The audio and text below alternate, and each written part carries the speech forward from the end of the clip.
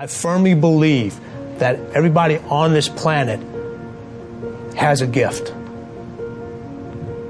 It's your job to figure out what that gift is.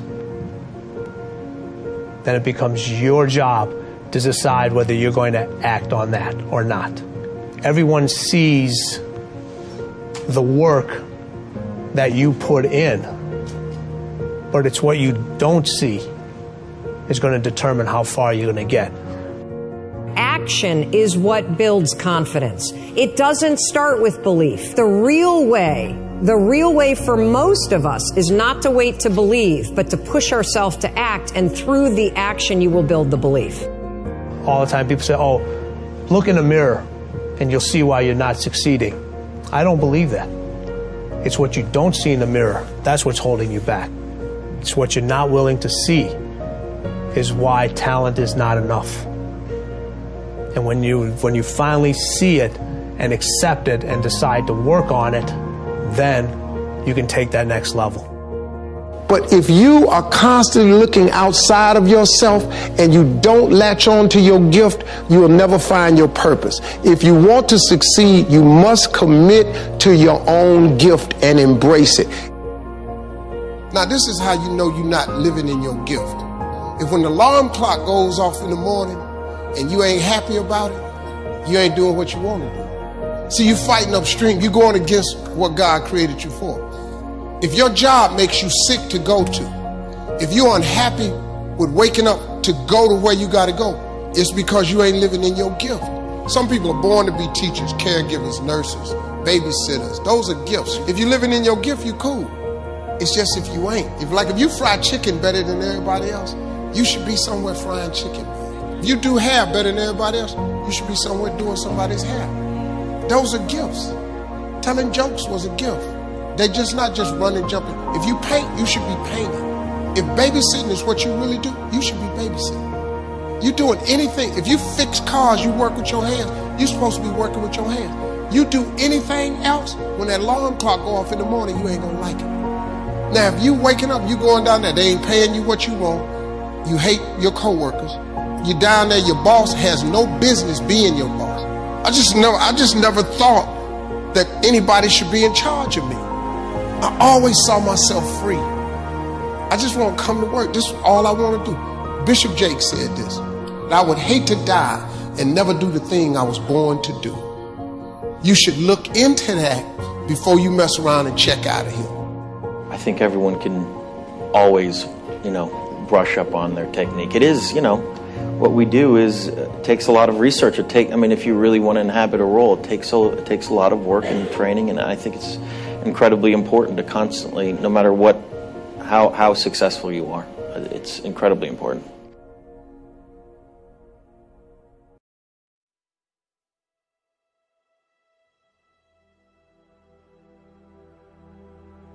I always believe that natural talent can take you so far, but I think you need to have the work ethic and the drive to achieve your potential. I'd say, my natural talent, probably brought me 50% of the way.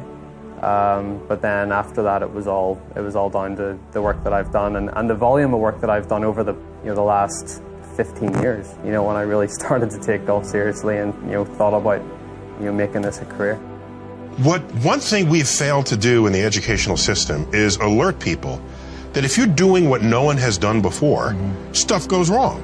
And in fact, if nothing ever goes wrong in what you're doing, if you make no mistakes in your job, in whatever task you've brought upon yourself, then you are not on the frontier. Simple. It's true in science, and I heard it applied to car racing. There's a quote that I'm told, spoken by Mario Andretti. He said, if you are in complete control of your car, you're not in the race. Oh, wow. There's something that you're just not completely in control of. I take that. And only then and that's the same thing I'm describing for when you are on the frontier. We've been getting a ton of questions about being paralyzed with the fear of what other people think. And this is so commonplace. I think every human being on the planet is paralyzed in some aspect or some area of their life because they're concerned about what their parents or what their friends or what their friends on Facebook or what their colleagues or what their upline or their downline or whatever, what their neighbors are going to think. If you are struggling with this and you have not found it helpful to attack your thinking patterns, then here's a trick that I want you to try to break the pattern of being paralyzed by what other people think. I want you to pick one thing that you've been wanting to do, that you've been thinking about, but you have stopped yourself from doing because you're concerned about what other people think. Let me give you some examples. Maybe you've wanted to go on a wellness retreat, but you think your spouse will roll their eyes at you, so you haven't done it. Maybe you have a particular Facebook post or a blog. So many of you want to start a business or start creating art, but you're terrified of putting yourself out there because of what other people will think. Today, we're going to break that pattern. What you're going to do is you're going to pick one thing you've been stopping yourself from doing, and you're going to do it. You're going to do it. And the reason why I want you to do this is because I know that if you're still paralyzed, you have not been able to change your thinking patterns yet. That's cool. No problem. We're going to try a different tactic. I want you to change this paralysis through action. Because if you sign up for that class, if you go on that retreat, if you create your art, if you post that blog post, if you start that business, you will be proving to yourself through the actions that you're taking that you don't care what other people think. Try that today. Let me know, number one, what you've stopped yourself from doing, and number two, what you're committing to doing today. Because one way to break this is to attack the thoughts and change the thoughts and get into action first. The other way to do it is to recognize that you're paralyzed, pick one thing that you're going to do, and actually get it done. Persevere. Nothing worthwhile is easy. No one of achievement has avoided failure, sometimes catastrophic failures. But they keep at it. They learn from mistakes. They don't quit. You know, when I first arrived on this campus, we had little money, fewer options. But it was here that I tried to find my place in this world. I knew I wanted to make a difference, but it was vague how, in fact, I'd go about it.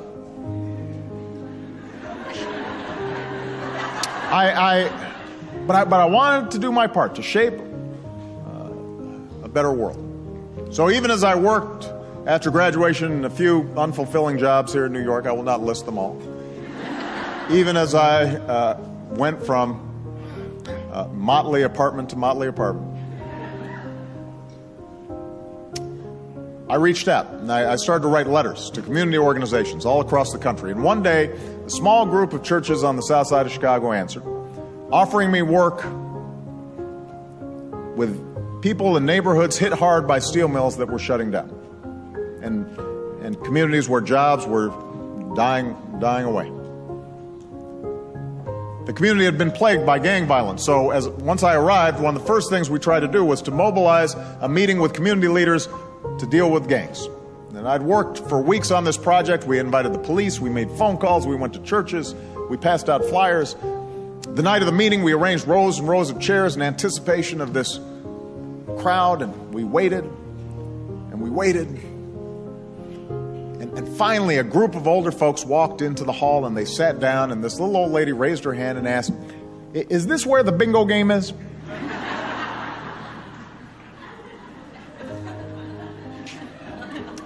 It was a disaster. Nobody showed up. My first big community meeting. Nobody showed up. And later, the volunteers I worked with told me, that's it, we're quitting. They'd been doing this for 2 years, even before I'd arrived. They had nothing to show for it. And I'll be honest, I felt pretty discouraged as well. I didn't know what I was doing. I thought about quitting. And as we were talking, I looked outside and I saw some young boys playing in a vacant lot across the street, and they were just throwing rocks up at a boarded building. They had nothing better to do.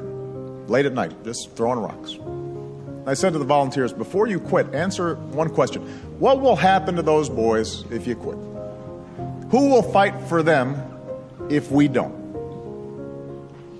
Who will give them a fair shot if we leave?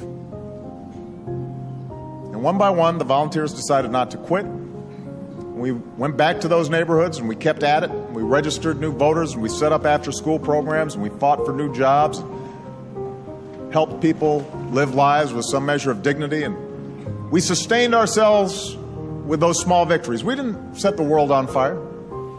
Some of those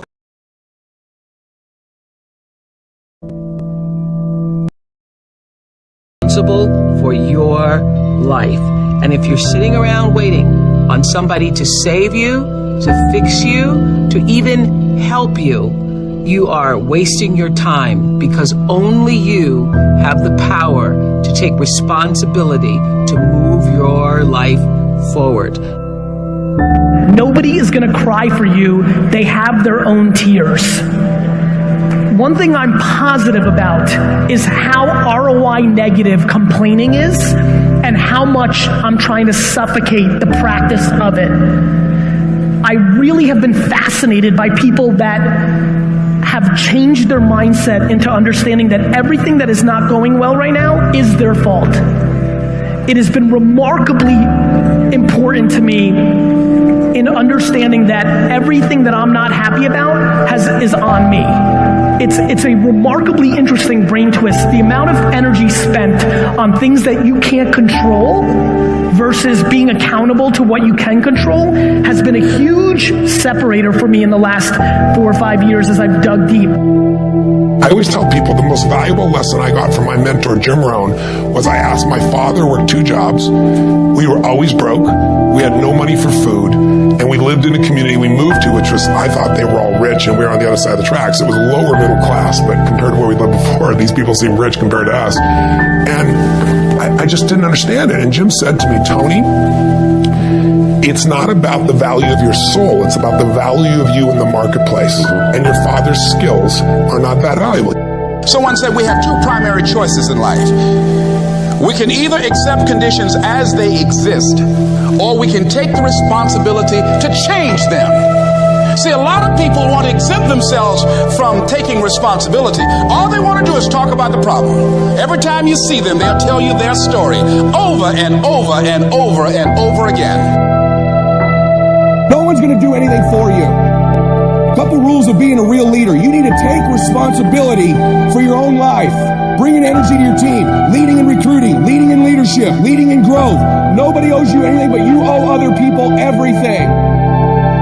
That's what a leader does. You take responsibility. You know exactly right now what you're not doing. It would be criminal of you to leave here and say, I don't know what to do. You know exactly what you're afraid of. You know exactly what you've been avoiding, and you got to make a decision to change it.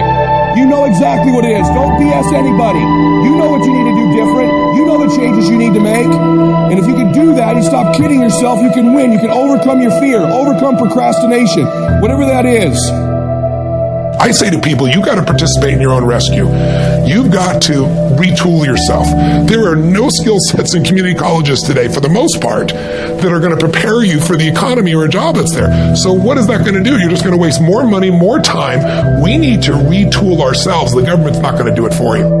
And even when you're struggling, even when you're discouraged, and you feel like other people have given up on you, don't ever give up on yourself.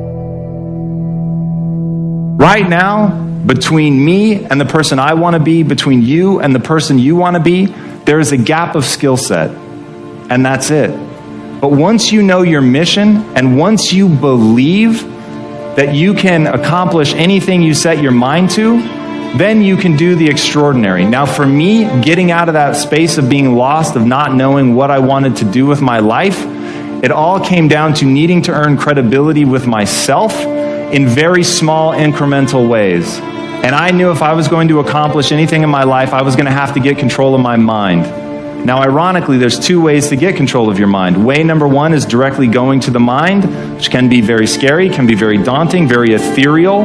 It's ephemeral, it's hard to grab onto, it's hard to touch. But way number 2 is through the body.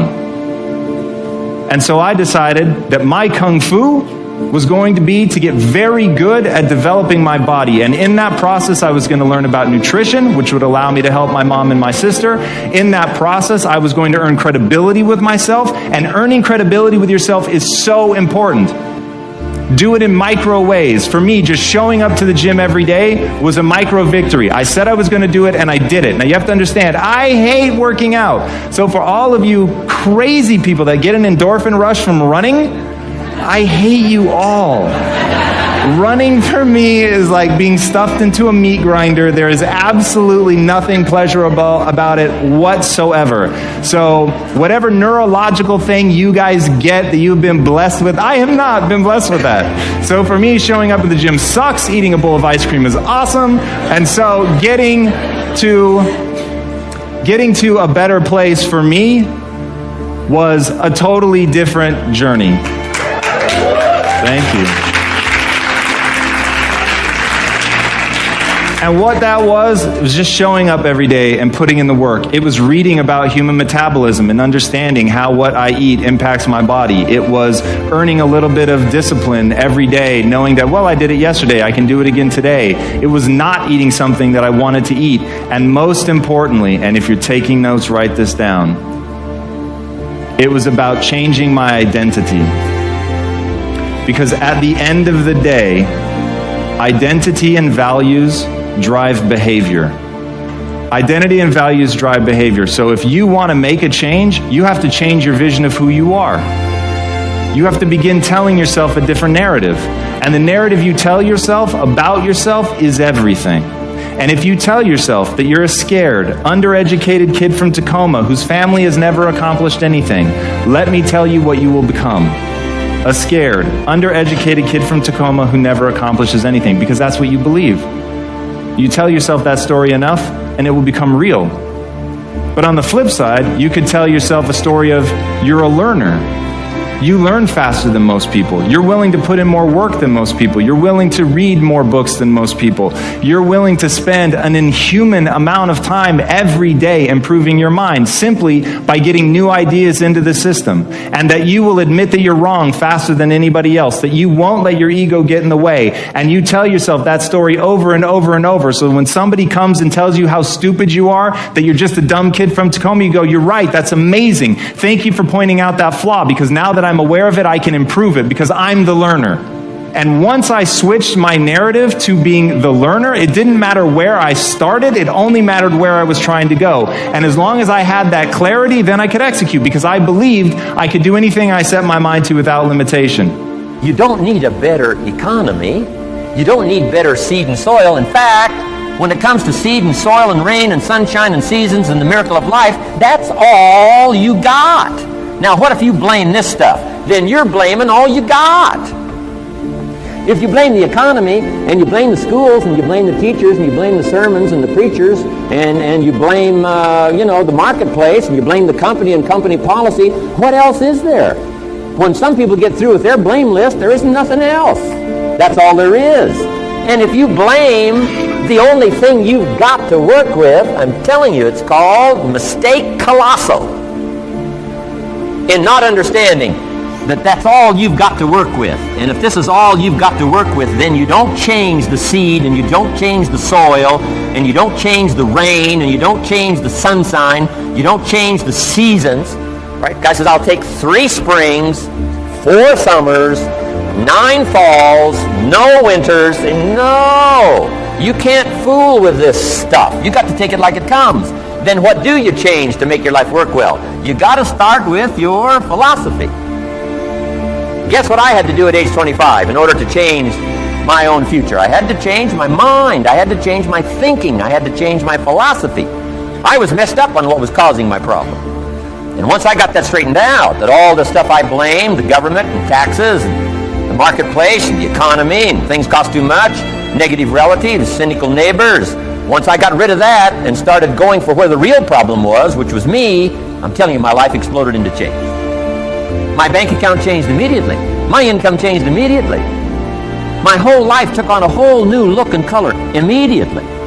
And the early results I got from making these philosophical changes tasted so good, I've never stopped the process from that day until today. And I'm telling you, with a little consideration of the refinement of your sail, by setting a better sail, refining your philosophy, your whole life can start to change from today on. You don't have to wait till tomorrow. You don't have to wait till next month. You don't have to wait till spring. Don't have to wait till 93. You can start this whole process immediately. I recommend it. Now, some people do so little thinking, they don't even have their sale up. I mean, you can imagine where they're going to wind up at the end of this week, at the end of this month, at the end of this year. Now's the chance to change, process all this information. Here's the definition of success and failure. Just make this note. Here's failure. A few errors in judgment, repeated every day. Now, you can automatically assume, Mr. Owen, I say, I can understand that. A few errors in judgment repeated every day. For 6 years, my father, 88 years old, he's never been ill, still hasn't retired. Not long ago, midnight, we're getting ready to go to bed. We've drilled a new well, got some extra water, got some more acres going, he's all excited. At midnight, we're getting ready to go to bed. My father's eating what he calls his midnight snack. A little bite to eat before you go to bed. Don't have to go to bed hungry. And I'm watching him eat this midnight snack. Guess what he had? An apple, a few graham crackers, and a glass of grapefruit juice. I said, no wonder my father's so healthy. My mom taught us all those good health practices. Taught me when I'm growing up, right? I'm an only child. I've never been ill. Passed the big 5-0 some time ago. My 2 daughters, 32, 33, never been ill. My grandkids, never been ill. I'm telling you, the legacy lingers on. As I watched my father have this midnight snack, suddenly it occurred to me. I know that's part of it. An apple, what? A day. That's gotten to Dallas-Fort Worth, right? An apple. An apple a day keeps the doctor away. Good question for this intelligent audience. What if that's true? You say, well, Mr. Rohn, if that's true, that would be easy to do. Then what's the problem? It's easy not to do. It's easy not to adopt it as your own personal philosophy. Or the guy messed up the saying. Guy says a Hershey bar a day. Say, no. No. You've been watching too much television. It is not Hershey bar. You got to be smarter in philosophy than to fall for the Hershey bar a day when it's an apple a day. You got to be smarter than that. And if you make that kind of an error in judgment every day for 6 years, I'm telling you, it'll accumulate into disaster. Sometimes the first year you say, well, you know, I'm so healthy now, what difference is it going to make? You got to be smarter than that. Just because disaster doesn't fall on us at the end of the first day doesn't mean disaster isn't coming. You got to be so smart that you look down the road and say, will the errors in my present judgment of philosophy, what's that going to cost me in 1 year, 6 years, 1 month, 6 months? I'm telling you, the money cost and the health cost and the success cost is too gigantic if you look down the road a little ways and say, are there errors in my current judgment like an apple versus a Hershey bar? Is that just a good illustration of some of the rest of my errors in judgment? If it is, that's where I found myself at age 25. I started working when I was 19. I met my teacher who helped turn my life around when I was 25. That's 6 years. At the end of the first 6 years of my economic life, I've got pennies in my pocket. I've got nothing in the bank. The creditors are calling saying, hey, you told us the check was in the mail. I'm embarrassed. I'm behind on my promises. I live in America. I'm 25-year-old American male. I got a nice family, every reason to do well. And I'm messed up. Now, what's messed up? I used to think it was the community that was messed up, and the country was messed up, and the government was messed up. If those Democrats ever get in the White House, that'll really mess things up. If the Republicans stay in power, that'll really mess things up. The economy was messed up. Interest rates are messed up. I thought all this stuff was messed up. Then I found out that's not what was messed up. I was criticizing the only thing I had to work with. What was really messed up was my own personal philosophy. My own errors in judgment in my own personal philosophy brought me in 6 years to pennies in my pocket, nothing in the bank, and trying to explain why I wasn't doing well, living in America, 25-year-old American male, got a family, every reason to do well. Now, once I understood this, here's the formula for failure: errors in judgment, being lax about developing your own personal philosophy. I'm telling you, it's called accumulated disaster.